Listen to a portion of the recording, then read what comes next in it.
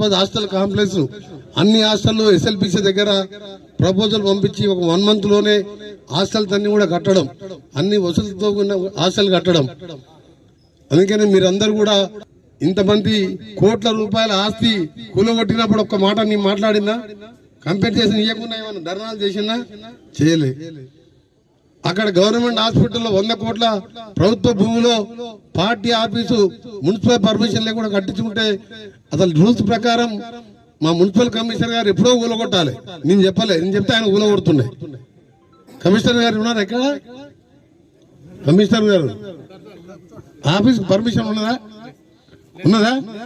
అదే పేదోడు ఇల్లు కట్టుకుంటే పర్మిషన్ లేకుండా కూలగొడుతావా ఉంచుతావా? మరి ఇదెందుకు కూలగొడతలేవు?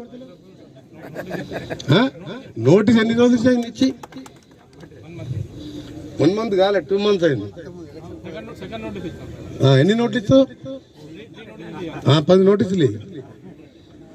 పద్ధతి అది. 100 కోట్ల ఆస్తి పర్మిషన్ తీసుకొని అవసరం ఉన్నది కట్టుకోవాలి. ఆఫీస్ బిల్డింగ్ భువనగిరిలో నేను ఎంపీగా ఉన్నప్పుడు సెంట్రల్ సిటీలో ఒక జూనియర్ కాలేజ్ గ్రౌండ్ లో కడతా అంటే కలెక్టర్కి చెప్పి ఔటర్ రింగ్ రోడ్ మీద కట్టించిన. ఇమీడియట్ గా యాక్షన్ తీసుకోండి కలెక్టర్ గారు. As per rules we have to go. మన ఎవరి మీద కక్ష?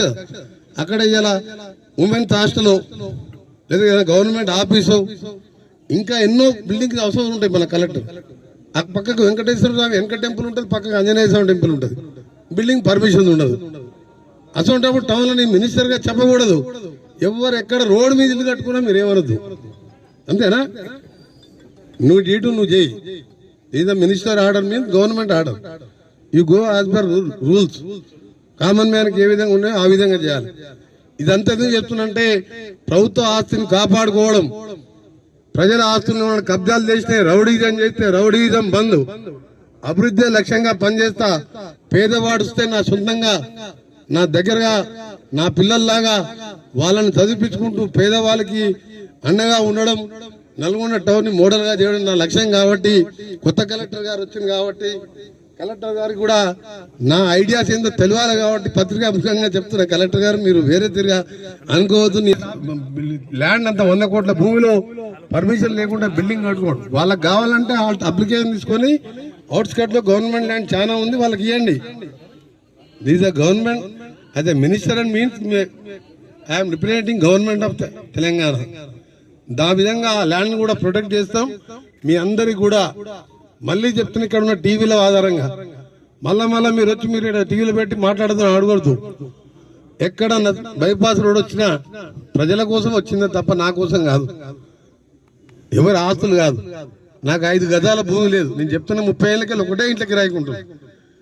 కొందరు టీవీలలో చూస్తున్నా, అప్పుడు వాట్సాప్ లో చూస్తున్నా, పట్టించుకుంటలేను. అభివృద్ధి లక్ష్యంగా పనిచేసుకుందాం, అందరం కలుద్దాం, పేదవారికి అండగా ఉందాం. నల్గొండ టౌన్ ని ఇలా మంచి కలెక్టర్ గారు పనిచేసే కలెక్టర్ 24 గంటలు కలెక్టర్ గారు అందుబాటులో ఉండే కలెక్టర్ వచ్చిండు. తప్పకుండా డెవలప్ చేసుకుందాం. ఈ సబ్ స్టేషన్స్ అన్ని కూడా చేసి ఒక 6 నెలల్లో 1 నిమిషం కూడా కలెక్టర్ పోకుండా ఎస్సీ గారు 2-3 లైన్లకి వెళ్ళి మన ఫీడర్స్కి వెళ్ళి మీకు కనెక్షన్ ఇవ్వండి. ఒక దగ్గర ట్రిప్ అయితే ఇంకో ఫీడర్తో ఎమ్మడే యాడ్ కావాలి. ఎట్టి పరిస్థితుల్లో నల్గొండ టౌన్ లో ఒక కంటి రెప్ప కొట్టే వరకు కూడా కరెంటు పోకుండా తీసుకోవాల్సిన బాధ్యత మీది. ఎంత బడ్జెట్ కాకుండా ఇప్పించే బాధ్యత నాది. కాబట్టి ఇవన్నీ కూడా సాయంత్రం ప్రపోజల్ తయారు చేసి